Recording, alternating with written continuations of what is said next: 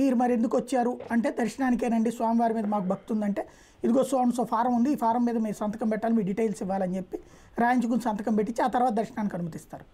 ఇది ప్రొసీజర్ అక్కడ. అది ఎవరన్నా అనుమానం ఉండి కంప్లైంట్ చేస్తే, లేకపోతే జనానికి తెలియని కూడా తెలియదు, మామూలుగా దర్శనానికి వెళ్ళిపోయే వాళ్ళు ఉంటారు చాలామంది.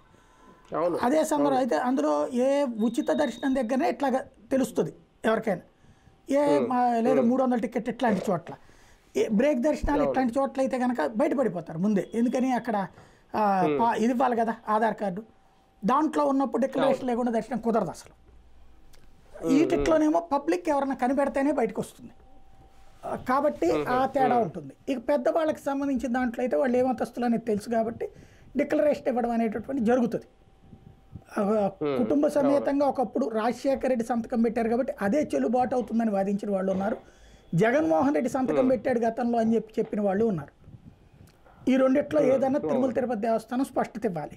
నెంబర్ 1, ఒకవేళ డిక్లరేషన్ ఇమ్మని అడిగితే జగన్మోహన్ రెడ్డిని ఆయన ఇచ్చేసి వెళ్ళిపోవడం, దర్శనానికి వచ్చేయడం, అందులో పెద్ద రాజకీయ దురుద్దేశం చూడడానికి ఏముండదు. డిక్లరేషన్ అంతకు ముందు సంతకం పెట్టకుండా కనుక డిక్లరేషన్ మీద ఇప్పుడు సంతకం పెడితే తప్పేం లేదు, అడగడంలో కూడా తప్పేం లేదు.